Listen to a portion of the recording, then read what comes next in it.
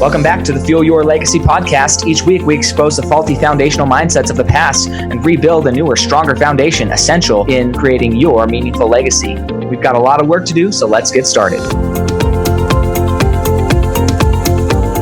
As much as you like this podcast, I'm certain that you're going to love the book that I just released on Amazon, Fuel Your Legacy, The 9 Pillars to Build a Meaningful Legacy. I wrote this to share with you the experiences that I had while I was identifying my identity, how I began to create my meaningful legacy, and how you can create yours. You're going to find this book on Kindle, Amazon, and as always on my website, samknickerbocker.com.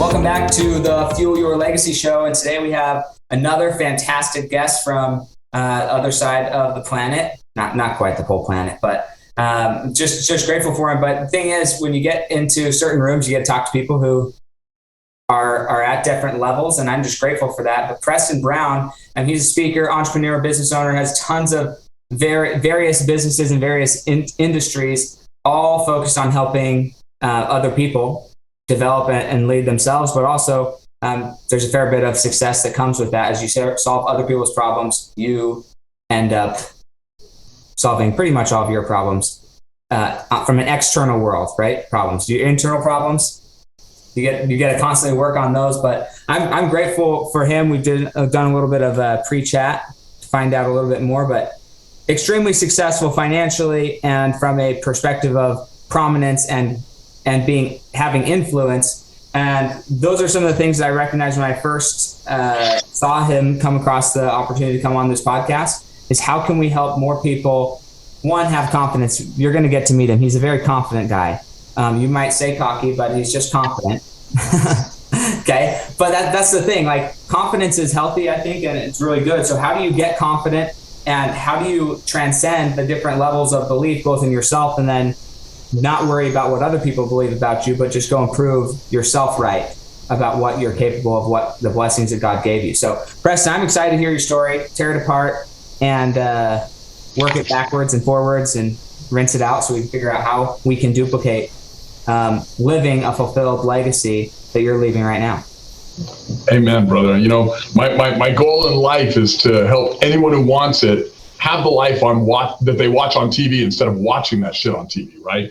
So I guess my story, people go to my Instagram or my Facebook or my social media, my website, and they're like, oh, who's this jackass making these millions? Who's this guy? He's got private jets. He's got all that. Everybody judges a story by the ending, you know, and what I tell everyone is you should go and hear it from the beginning. So if it's okay, I'm just going to kind of give you the raw and real, and I'm going to tell you where I started, because the premise that I have everyone is, you know, I want to make making millions easy for anyone out there. Like, you know, this finite world we live in does have abundance within it. And most of it's going to come through mindset, which is going to be sold to us through the idea of story that we can too, right? So I guess the beginning of my story, you know, is I was a broke kid born to a broke family in a trailer park in Kenyattio, Texas.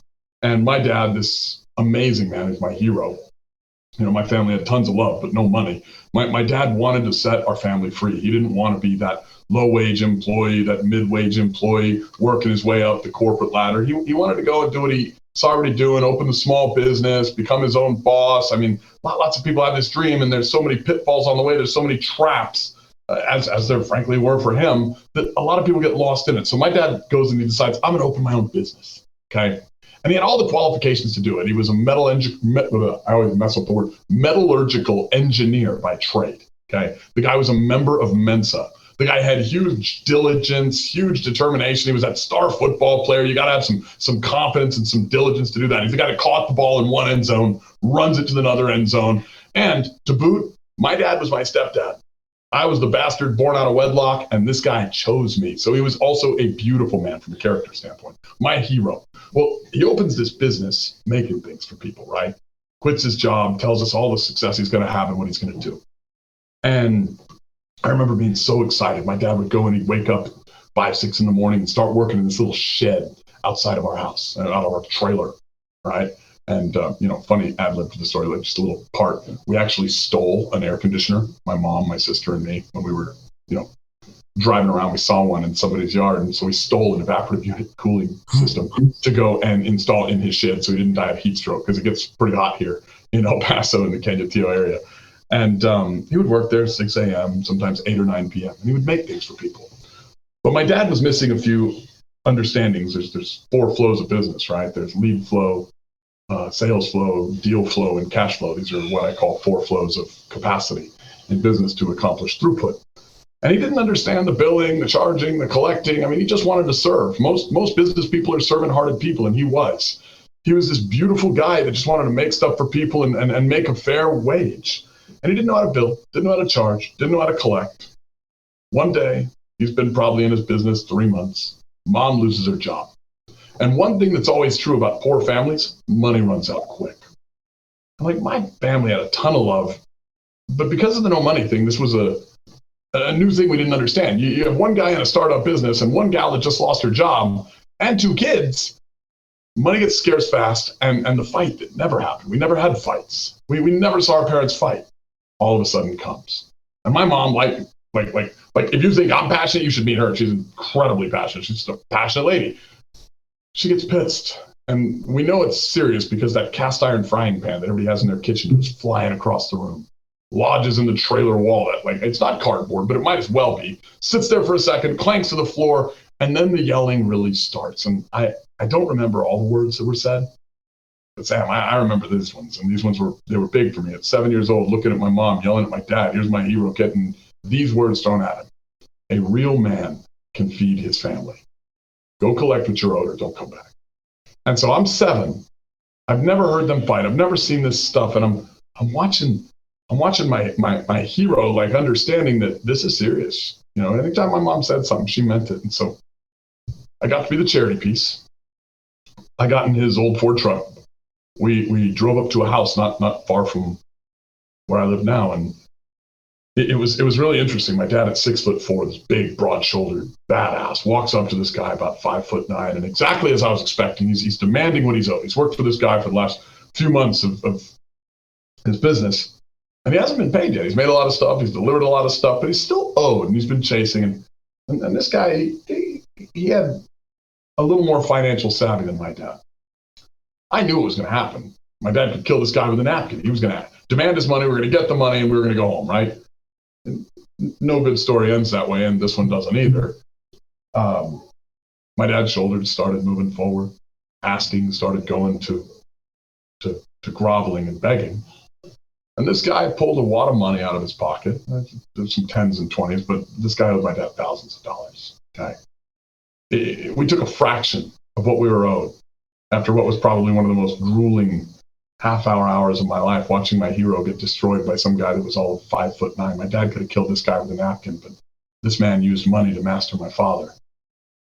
My dad didn't realize what was happening, but I'm sitting watching this whole exchange, and I'm at 7 years old learning what hatred feels like, because here's my hero getting destroyed by this pipsqueak of a human being. And if I had a gun at 7 years old, I would have killed this man. I hated him.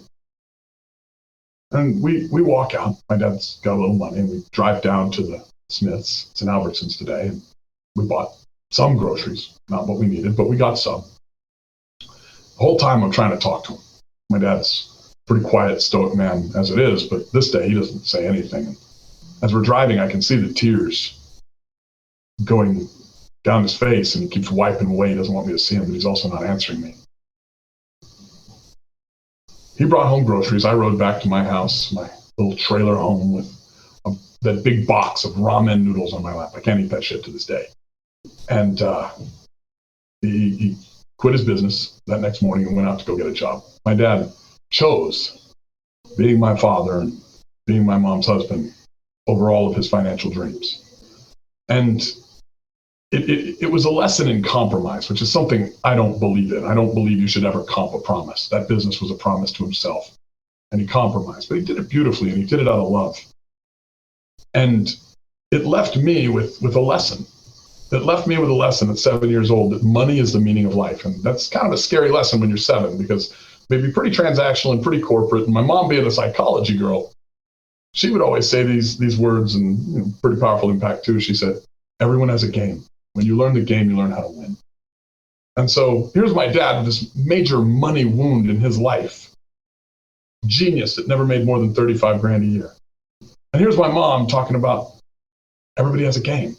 And so, man, I learned that game. I went straight into business. I mean, by the time I was in middle school, I was selling lemon juice packs that I would steal from Grandy's, a little restaurant here, to all my friends, and they would get that little sour taste in their mouth. And I kind of created a little brand around the sour taste. And painting driveways in high school, I'd go paint 200 driveways every weekend. I had a couple guys I'd pay $50 while I was charging $10 a driveway. So with 3 guys, I was paying $50 each on a weekend, and I was pulling in $2 grand. Well, not bad when you consider all the materials might have cost you $100 for the whole weekend, right? So I remember one time my mom lost her job at this point, and I wound up hiring her, right? So I dropped out of college years later because I'm getting extorted by this college professor that opened a business, and he wanted me to work in his business because I had already had my business. I was passing all the classes, but I wasn't showing up, right? So he's a business professor that couldn't even run his own damn business, and he wanted me to go work in his business to get the extra credit since I wasn't showing up as much to college. So I dropped out of college. I said, fuck this is bullshit. And I went full-time into my business. So I'm the hard knocks educated business guy that has 18 companies with revenue of, oh God, now hundreds of millions of dollars. I haven't gotten all the 2022 numbers back, but substantial profit margins. And one thing I will tell everybody, like when somebody talks about revenue is vanity, profits are sanity. So get revenue, also get profits. So we can go into all that stuff later. But this went on where I became this corporate machine, learning the game, learning how to win, learning the game, learning how to win. And I built a fairly substantial net worth. I mean, up until about 5-6 years ago, I think I was 7-8 businesses, and I had tens of millions of dollars in real estate assets because I would reinvest all of the money I was making. And one day it's 2019, I get a phone call from my brother-in-law, and he says to me, hey, Preston, you need to come over. I'm like, okay, where? What's up? He said, come to your mom's house. Your dad's gone. I said, where'd he go? But even as I was saying it, I felt this like this sinking feeling in my chest. And some of you guys know exactly what I'm talking about. If you've ever felt lost, and you don't even need to hear the rest. You already know it. And he says, no, dude, he's gone. He's here, but he's not here. And you need to come over. Your family needs you. I drove across town, wiping tears out of my eyes because I knew the ramifications of this, but I could only cognitively understand it. I'd never lost anyone. And here I've made my entire life about money, about business, about transactions and wealth. And the one guy that I was doing it all because I needed to heal the wound that he had when I was 7 years old, that I wanted time with, that I wanted approval from, was gone, and I never got the time. I would have given back every fucking dollar I'd ever earned for 5 minutes with the man. And I get there and I look around and I see my mom, and she's this beautiful, regal woman that's crumpled into some kind of creature that almost looks like a Lord of the Rings creature, not the regal woman that she was. My sister's there, she's crying, she's broken. And one thing good about business is it is a blood sport. It's 24 hours a day, 365 days a year, so you build some mental toughness. So I knew I had to stand up and take care of them, and I started doing everything I could to help and be the right guy, but I was fucking empty, man. I'd never been hit this hard. And I got lucky. I was 2 weeks out from an event, a Tony Robbins event, who I had the privilege of traveling with and learning from. And it was a Date with Destiny event. I highly recommend his stuff to anybody, even though he and I have kind of a checkered relationship in the past.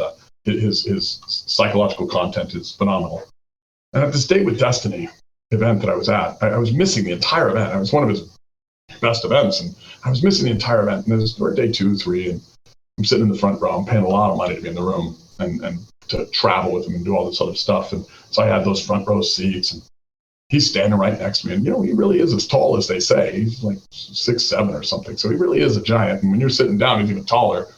But that's not why I noticed him while he's standing next to me. He's talking to a girl that's 3 or 4 rows back. And I actually started paying attention because I could hear him talking to her about somebody that she'd lost. So all of a sudden there was a relevance, there was a linking, because I'd had this, just a few weeks before. And he looks at her and he says, you're not suffering in the fact. You're suffering in the perception of the fact. I wrote it down in my notes, but I had no idea what it means. Unfortunately for me, neither did she. So he looks at her and he says, "You're not suffering because," I think she'd lost her mother. "Your mother's gone. You're suffering because your expectation is for her to still be here." And that one hit me. I got it. I wrote down expectation. It's the mother of all suffering. And I started going to war with every expectation I had in my life at this point. I mean, whether it was expectation of the guy next to me in traffic, or whether it was expectations of, family members, friends, or anything out there that wasn't an agreement. Like, there's a difference between a standard and an expectation. If you have a standard with somebody, you and I make an agreement, we have a standard. But if I project some expectation on you and I don't even communicate it, well, then all I'm doing is creating internal anger. So it became this beautiful moment that was a lifting of my life and just a healing moment where I went to war with these expectations and this identity that I'd created where money was the meaning of life at 7 years old shifted. And it became love was the meaning of life. I was not reactive to the pain that I had from losing dad. I was looking around thinking, oh my God, it's 2019, so we're about 3-4 years ago now. And I was looking at it and I was like, I have all of these incredible loved ones, these incredible family members, my beautiful kids, my wife, my mom, my sister, my friends. I don't have dad anymore, but it changed that day. That was the worst day of my life when I lost dad, into the best day of my life, where my dad, with some of the content I got on that day with Destiny, became my greatest teacher, and love became the meaning of life. It wasn't money. Well, what's interesting is when you abandon those expectations, when you let them go, and you start looking around at all of the beautiful things, and you shift from this transactional love is the meaning of, or money is the meaning of life, to this more beautiful love is the meaning of life. It's where abundance really starts happening. And I started having fun. It started not being about overcoming adversity. And, I thank God had this beautiful gift from mom where she was like, everybody has a game, find a game and you'll win. And I was known as the formula guy because, man, I had formulas for everyone. I had these 7 stages of entrepreneurship, and I could figure out exactly where you were and tell you what to do to fix your problems. I have this formula for business, problem-solving formula, and any business, anywhere, I don't care the industry, can use this formula and turn something that's a startup or a struggle into something making millions of dollars in a year or 2 or 3. Like, making millions can be made very easy if you have the right formulas. I mean, success is a science. It's a system. There's no secrets, okay? And most of the guys that have it, they literally give it all away on social media, okay? So I had all these formulas, but I'd never applied it lovingly. I'd always applied it competitively. I'd always applied it out of fear of loss, out of there never being enough, out of needing to take more. And Sam, what happened over the next few years is my businesses like started growing from 7 figures to 8 and 9 figures. And I started, I've got companies that are doing hundreds of millions of dollars in revenue now, multiple.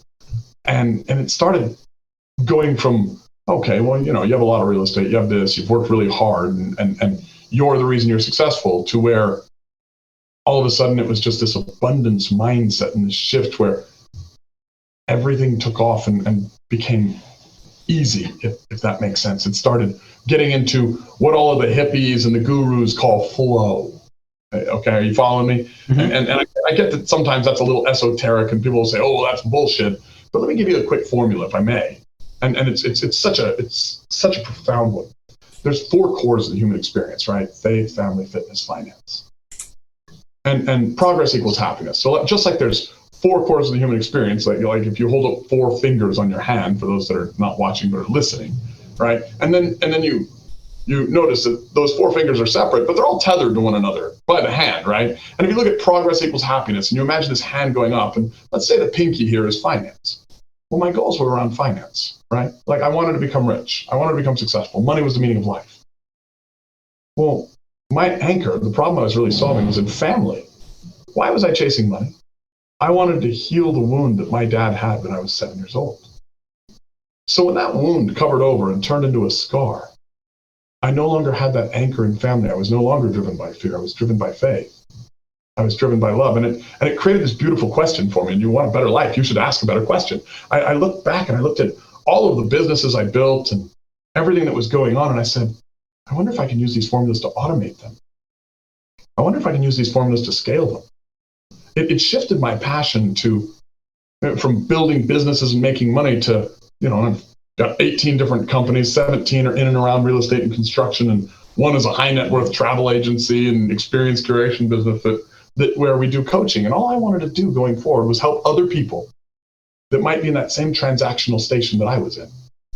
Find a way to make it possible for them to make those millions made easy. Because look, if you have two problems, right? One in your right hand and one in your left hand, and one is money problems and one is life problems, and you get rid of the money problems hand, now you have two hands to balance all the life problems. You could literally spend all your time. So I started asking, well, can I use these formulas like I've done to grow and scale and build and all this stuff to automate? And the answer was absolutely yes. And I started automating these companies. And all of my companies now, with the exception of the coaching business, because that one still pulls some of my time, just like I'm here with you today on this podcast, became automated. They start growing and have these regenerative growth models built in through the formulas that we teach. And it started becoming possible. I started giving all of the information away on social media, like not only the high level strategies, but the tactics. I mean, if I pulled up my Instagram right now, I could show you half a dozen young guys. Some of these guys in their 20s are like, dude, I made my first million because of what you said on fucking TikTok. I'm like, holy shit. I don't care how much shit you give TikTok or whatever. But if I could pull up dozens of people saying, I made my first million in revenue this year because you said that, and they're in their 20s, God bless it. And so that's my story, man. I mean, it's a little longer, but if we keep going, I might run an hour, 2 or 3 just on that story. But I know what you mean, and I'm just so sad that we don't have enough time to get through all of this, because I have so many questions, and also just things that I want to have a discussion about, because I think they're important. But something we were talking about before, and then you brought it up again, that if as you're listening to this and as you're hearing Preston's story, so I came from neuropsychology background. That's how I entered the professional scene, and what I studied in college, I also dropped out. But that was the main course of my study, was understanding human behavior, and more importantly, the structure of the human mind and why it gets structured the way it does. And one of the things that's fascinating is they say the human is like the human brain's not really fully developed. It used to be 18, and now it's 25. Like they landed on 25, but they're really pushing towards 27 or 30. And I think that number is going to continue to get older as we continue to coddle the children as in adults in the world, right? They're still children because they're still being treated like children. So that's a whole nother conversation that we don't have time for. But something that's fascinating is, although they say that is the time where like your full decision-making process is engaged and you're ready to go, the reality of the brain development is that most of the defining moments in your life happen, like you've already decided who you're going to be, what's important to you, and the values that you're going to hold by 8 years old.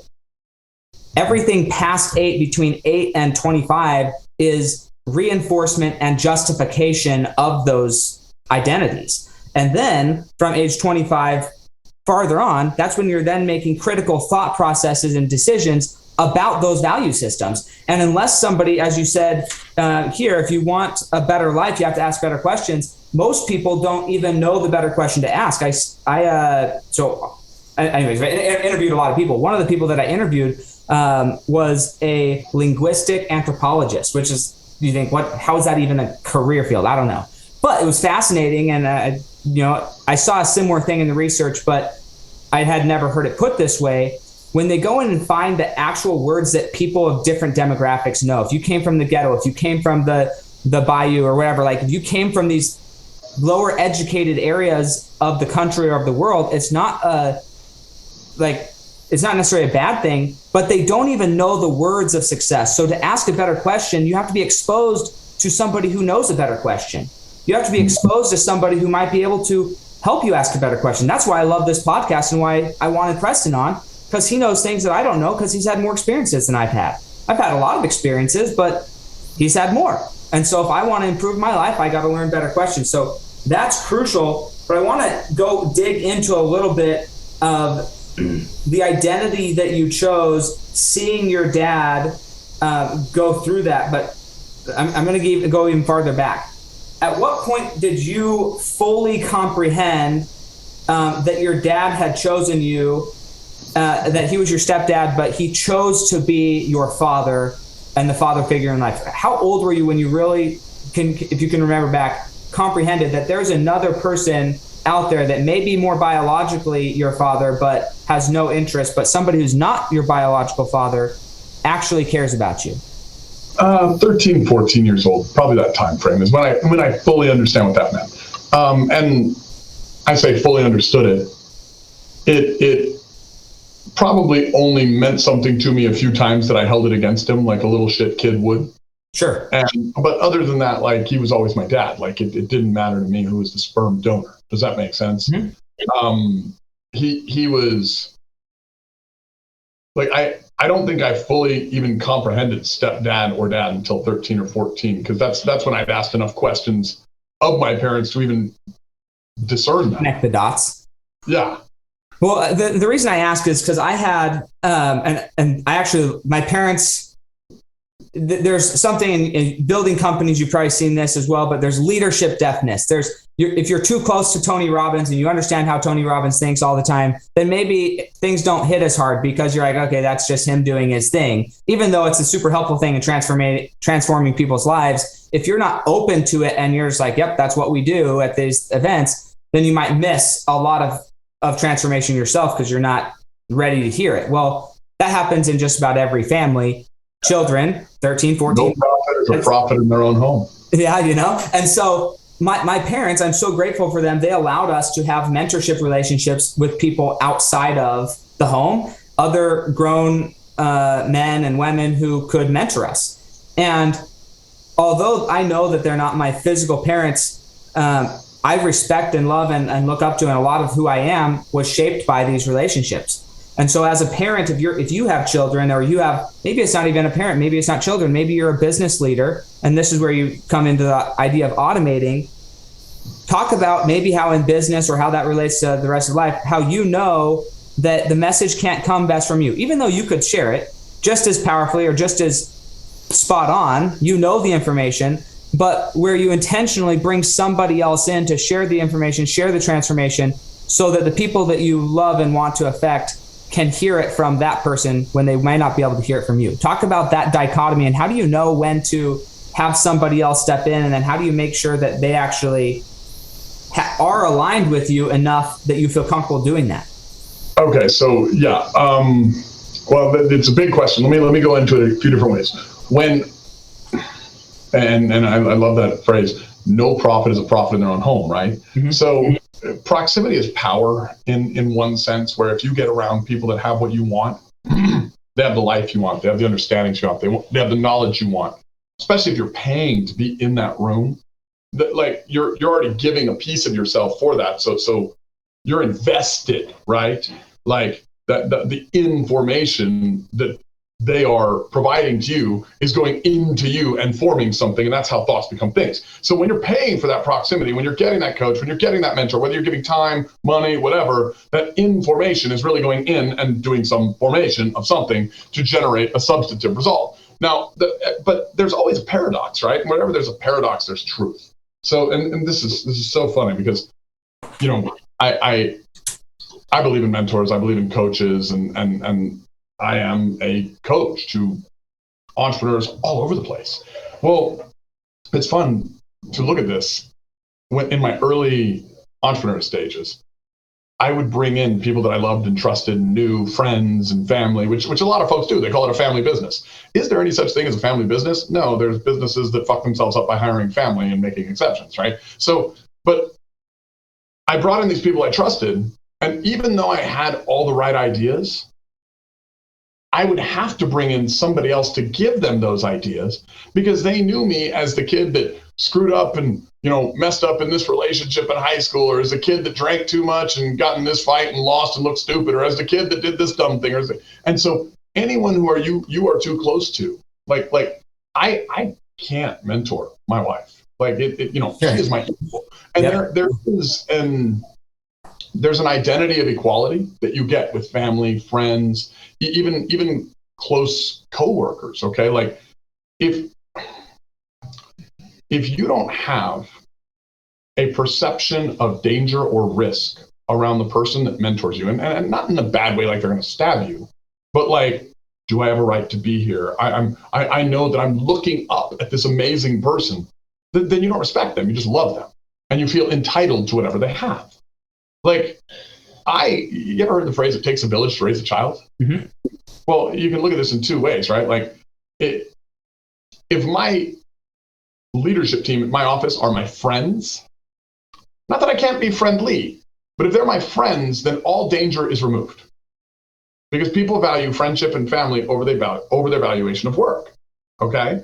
Now, if you're my friend, then you're allowed to screw up, you're allowed to lose money, and you'll hold it against me if I fire you in many situations, right? Like, we will dishonor common logic. So at that point, if I bring in an expert and he's wow, and he's this, that, and the other, and or she, and they come in and they give this talk and they're inspiring everybody. And look at the word inspire, in spirit.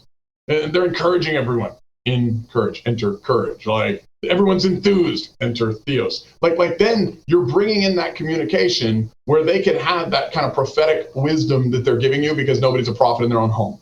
And that may be going a little bit beyond the reach of most normal conversations. But if you're studying neuroscience and all this, then you know exactly. I think that's what I want to help people understand, because like your success, and I'm gonna again, the paradox is, like, I'm gonna talk about it over here, but then I'm gonna tear down everything I just said. But a lot of your financial success that you experienced up until when your father died was financial success. That's what it was. And that success, you had built an identity around that success. But when it comes down to it, that's not what's most important. Now, as you mentioned, if you only have two hands and one hand is struggling with finances and the other has life problems, then it causes fights. That's why I moved into teaching people more of money mindset and teaching people financial literacy, because for me, I saw that in the research. I want to go help like Sam's heart. The reason he's in anything in life is to help people who suffer from anxiety, depression, domestic violence, suicide,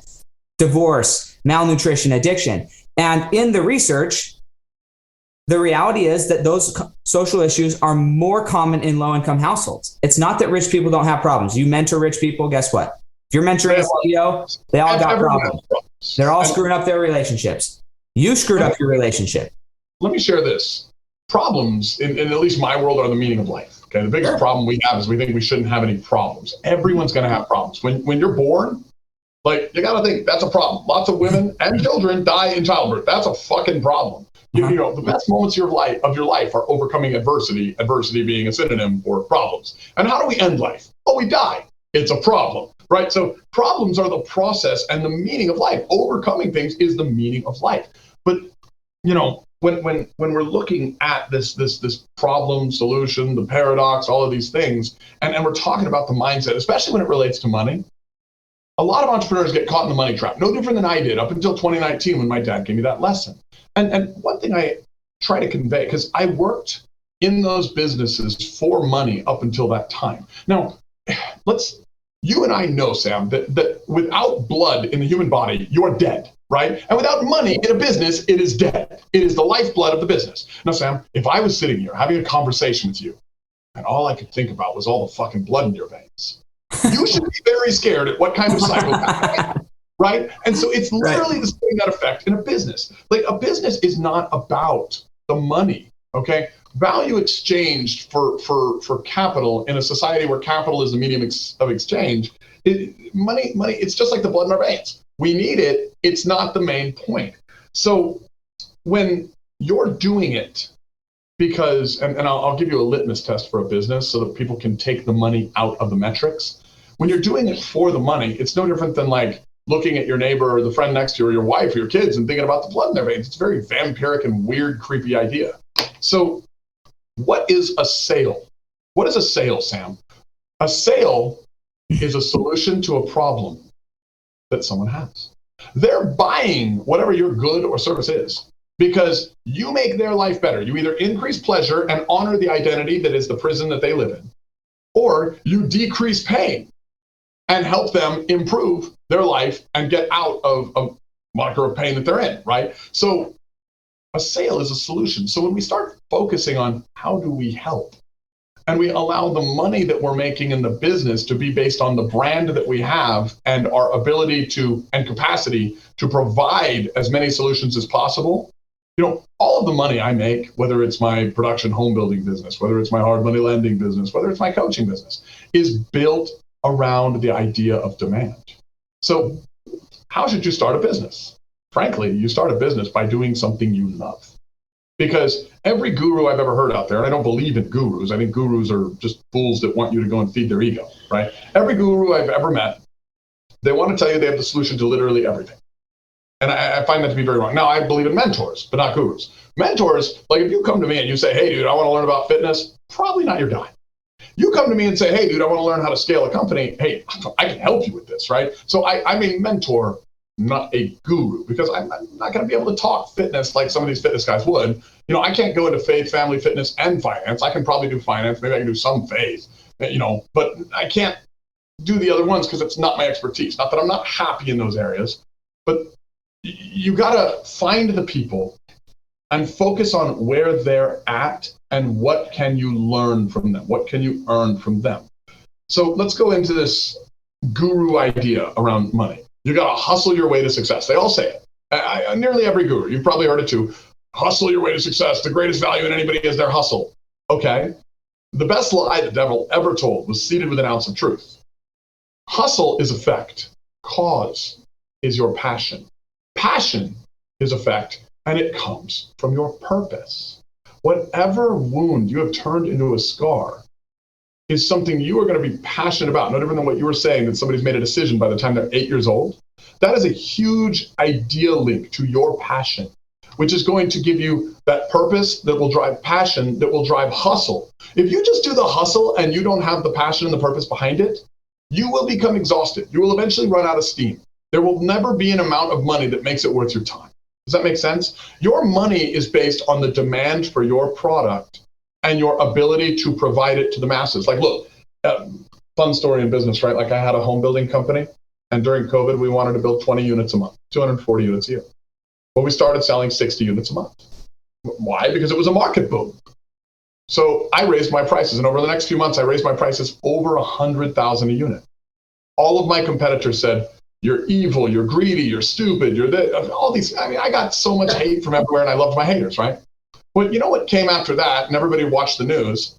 Lumber went up, plumbing went up, electrical went up. So all the guys that didn't go up, you know what happened to them? They're all out. The cost increases of their suppliers, providers, exceeded their margin. And I allowed the demand to dictate the pricing of my homes, and I stayed at the 20 a month. Only I stayed at the 20 a month, and yes, I had some higher margins for a few months. But then my margins normalized because the solution to high prices is what? High prices. Everybody else gets in. All of a sudden, there's more people. Like there's more people wanting it, and the trades are not dumb. They all raise their prices. All the other builders had to stop. Well, guess what? Now I got the opportunity to do. Now I got the opportunity to be like, okay, well, I had a high margin at 20 a month, and now nobody else can afford to pay the trades, but I can.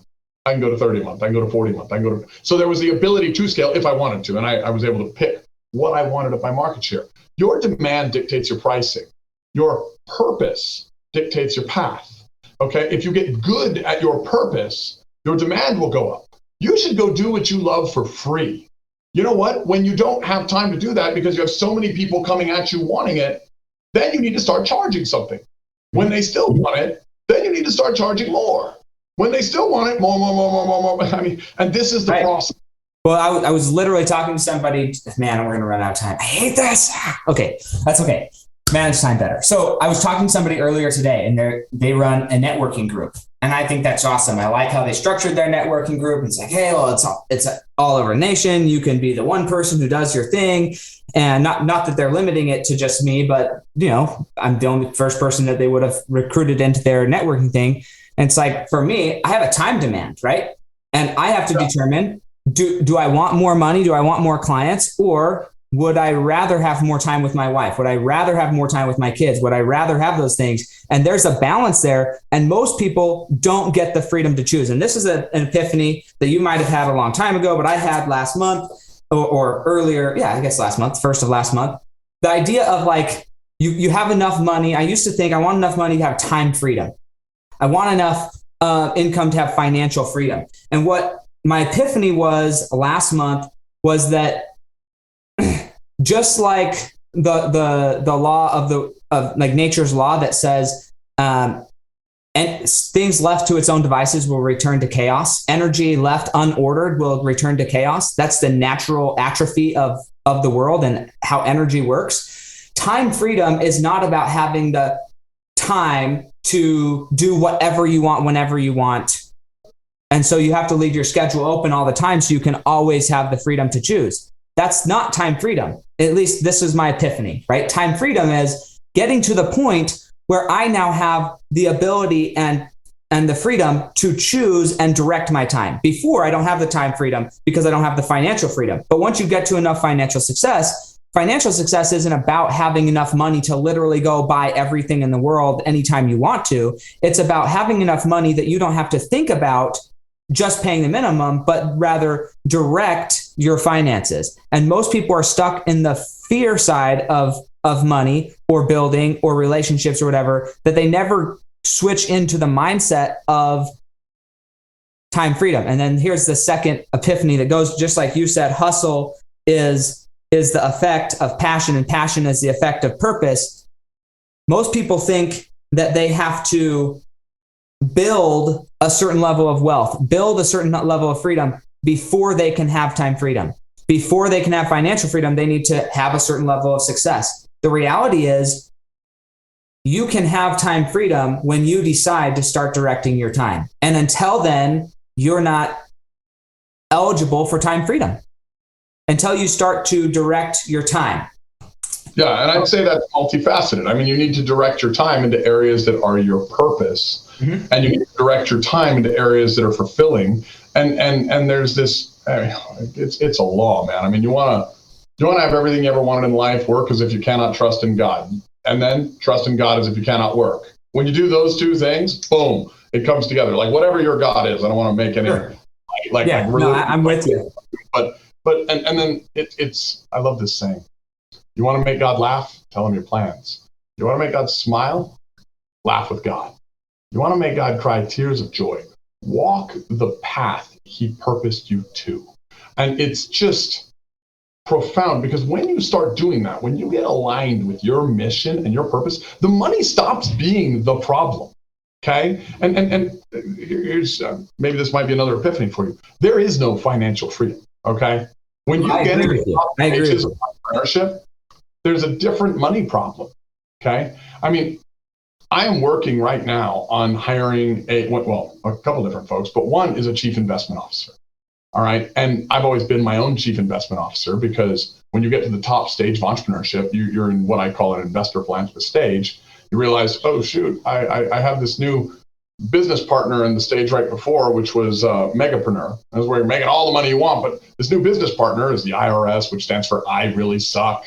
Okay. And they like to regulate everything you do and take half your shit. And so the investor philanthropist is looking at it saying, well, how do I solve for this? Like, how do I, you know what? The tax codes are written like, the billionaires invest money in the politicians' campaigns. The politicians put shit in the tax codes so that the billionaires can invest money in certain things, which gets them tax breaks and additional write-offs, bonus depreciation on apartments, like you name it, there's a billion different things out there probably, right? And so you have to go become this investor philanthropist. Well, all of a sudden, I don't have time anymore because now I'm looking at all this deal or this deal or this deal. There's not enough money. There's too much money. And that little fine line in the middle is a very short experience. I mean, like you're not going to stay here in the middle where you balance. So you don't have a thing called financial freedom. You have a thing called financial intelligence. Okay. Mm-hmm. And most people will never understand what that means. Most people, they'll go out and listen to the lies. And the problem in like the coaching world and the self-help world and all of that is most people tell the most recent lie they heard. Like, have you ever heard the customer's always right? Yeah, that's bull crap. That's not my customers anyways. My customers are not always right. How about it takes money to make money? Like, that's such a lie. There are so many fucking dead on lies that sound so good. And they sound so good. And people will use these as their excuses and their reasons for failure, or their excuses or reasons for not trying. And they'll say, hey, you know what? I'm not going to go out and have the life I wanted and have the life I dreamed about back when it was okay to dream when I was young. I'm not going to do that because I've listened to all these lies. And then you go get just 1 ounce of truth and it sets you free, and you find out that the entire world opens up. But it all starts at purpose. It starts with that little mindset, skill set, heart set piece of identifying. I want to step into identity because you used it like 3 different times. I know. Well, my tag phrase for me, for Fuel Your Legacy, is identify your identity. Because I think once you identify like who you actually, so it's, for me, my word is love. I had another guy on my podcast. He said there's actually like 7 words that people would define. Like when they get to that nirvana, when they get to that place where there's ultimate connection and they finally realize they are one with everybody and everything in the planet. And like, what's the objective? That feeling. Some people describe it as peace. Some people describe it as freedom. I describe it as love. Like once you realize like literally everything is love. God is love. It's not like God's a second being or whatever. God is love. When you can learn to exist in love and allow every energy particle of your body to resonate with love, then that is the God state in Sam's mind. Like that's when it's like, okay, we've reached it. Now, how can we consistently stay in this? Because I'm not perfect. There's sometimes where I just get flat out frustrated and I forget that love is the top, right? And so I want you to go into it, but yeah, for me, it's like, it's there. Love is it. And I love that that's where you say, okay, love is the meaning of life, not money. But before, this is the dichotomy of what happened for you, is that money was the meaning of life because from your 7-year-old perspective, you believed that money would have helped your dad feel more loved or more confident or would have by your mom or whatever. And so it's like, it's the same thing. It's just kind of like hustle versus passion. We stop at the hustle rather than find out the love.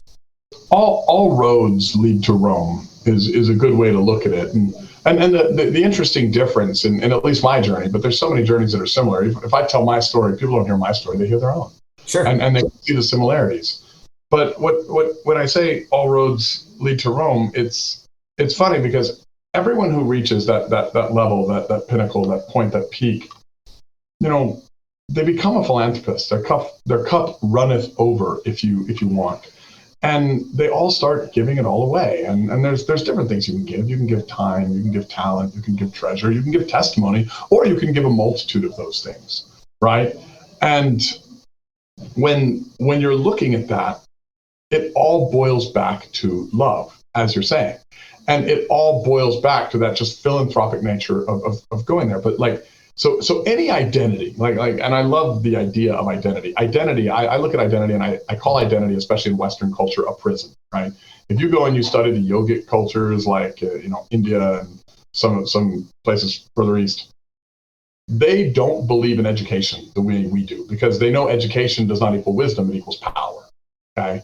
And education becomes power, and where their difference is, they do believe in education, they just don't believe in educating people with limited identity, as they call it. They believe in educating people with unlimited identity. And I think the best education I ever got on identity was a man named Sadhguru, brilliant guy. I don't know if you've ever heard him, but you'd like his stuff if you haven't. And he's like a guru that says he only accepts guru as the name because that's what people in India use to reference. It's like means teacher over there. Right. Over here, different. But he says there's like 4 levels of mind, if you want. Okay. Soul level of intelligence, that you can see in children. If you've had children, they have that identity, that personality when they're born. Nobody conditioned it into them. On top of that, and we'll go kind of in the home builder format of soul level intelligence, this unlimited foundation you can build on. Memory is like it's the frame of the house. Everybody's seen a house in frame, whether it's a wood frame or whatever. If it's a wood frame, you can walk through the walls. And it's not just memories you had in your life, like your body has memory. You may not remember, your great-great-great-great-grandfather, but his nose lives on your face today. So there's genetic memory, epigenetic memory, life memories, etc., right? On top of that, the next layer, the sheetrock, the insulation, the stucco or brick outside, that's what you call identity. And this is what becomes exactly who you believe you are, but also the prison that you're stuck being. And in the yogic culture, they think that people with limited identity have those walls with no doorways. Now, the key is you want doorways because you want the ability to build add-ons to this house. You want to be able to walk a mile in somebody else's shoes, add their identity to yours, build another part of that structure, because the last piece of intelligence, the last piece of mind is this thing called intellect, the thing we value the most in Western society. It's fascinating. Intellect is very sharp. You want to understand a frog, you dissect it. You want to understand your mother-in-law, you talk shit about her. And so we value intellect. We value sharp and quick people here. But we honor limited identity way too often. And it prevents us from love. And it makes us far more tribal. It makes us disagree with anyone who's not like us. We've gone from a society that used to say, I think that's wrong, to I think you're wrong, because of limited identity. And if we could open that up, whether it's in money, whether it's in fitness and health, whether it's in family and expression of love, or faith, which is kind of that internal love, right? And that self-confidence and how you show up and your beliefs and the way you model the world. If we could open up that identity and make it less limited, I mean, people would have abundance and the ability to go anywhere they wanted. Right. No, I completely agree. We have to shut this down, man. I'm so sad because I have so many things I want to talk to. Like the thing, I'm just going to say it because we don't have time anymore. But guys, if there's one, I mean, everything we've talked about, I would say is the one thing key to happiness, because I don't know that in my life, all of these have been major epiphany moments that have led to me being happy. So all of them were the one thing at one point in my life that like paradigm shifted and made me happy. But the other thing that he talked about that we just didn't have time to go over, but it's crucial, guys. This is like it's not the most important. They're all the most important, but the difference between a standard and an expectation. An expectation is the mother of all suffering. It's a constant conversation between my wife and I of how can I be so happy about the kids not behaving or whatever's going on. How does it not just destroy me? When I lost my sister, how do I look on the surface like I'm okay? Right? It's still painful. It's still traumatic. I still loved her. I still miss her. I still cry about it, right? I'm not saying that I don't feel sorrow or sadness or longing to be with my loved ones.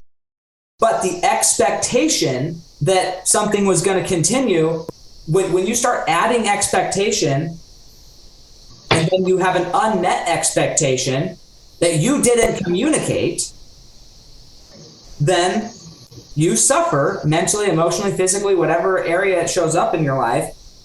And the solution to that is to remove expectations. And that goes into the thing that you mentioned about God. If you want God to laugh or whatever, tell him your plans. Yeah, that's going to go over well. But like ultimately, if you want to become like him, you got to start acting like him and be grateful for every experience. And I would say the antonym to expectation for me in my life is gratitude, being grateful for every experience. And you mentioned this as well. We all say things the same way. Like once you meet enough of these people, it's like, okay, so he has his tribal language of how he conveys his message. I have mine. But for me, gratitude is the way past all sorrow. Not because sorrow doesn't exist, but because you start to be grateful and recognize your goal here in life was to gain experience. And so rather than looking at the experience, whatever it is, as good or bad, look at it as, man, I'm so grateful that I got the opportunity to experience this. He mentions in his story, he says it multiple times. If you listen to Preston, rewind it and listen to it. But he says what he got from his dad, what he gained from his dad, what his dad gave him. When he died, his dad wasn't around to give him anything physically, verbally, or whatever, but he speaks of that experience as the gift that I got from my dad in 2019. Because that experience changed his life, and it was a gift. And it was a gift that now gets to keep on giving to all of his family and all of his businesses and everybody that Preston gets to impact. And that's the essence for me of legacy. The horror is showing up when your loved one is gone and realizing that you haven't been living a life you're proud of. You haven't been living a life that like actually accomplished what you wanted. And that's when you get a shift and say, look, I'm going to live the life of love, and the results and the impact will speak for itself. I freaking love this conversation, Preston. It's fun. All roads lead to Rome, brother. Yes. Okay. Well, if somebody did want to be coached by you, if they're a business or just an individual who's like ready to actually level up their life and explore themselves, expand their identity, where is the best place to connect with you, your team, in some form of capacity? Yeah, I mean, definitely the best way is going to be my website, www.theprestonbrown.com. All of my social medias are linked up to there. Everything is there. We're putting out content all the time to help everyone. We put out all of the content, whether it's tactics, strategies, or everything. I look at, like, if you wanted to work out, you could go outside and run. The gym is free. God made it. It's all over the world, right? Now, if you want the personal trainer, you got to show up to an actual building and do that. And we have coaching options. We also give it all the way on our social media. But some people like the guide. They like us helping them go through the 7 stages. And, the difference between coaching and doing it yourself when you have the tactics and the strategies is just time. Like, is it worth it to go and build that business in 2 years, or is it worth it to build it in 10 or 20? And that's really up to you. Like, there's no wrong approach. But hit me up on theprestonbrown.com. And there's coaching options there. I mean, there's all sorts of different ways that we can connect on social media. And then if there's questions you have, I mean, if it's something simple, we answer it. Like, we try to answer every comment. Yeah, that's awesome. Well, thank you so much.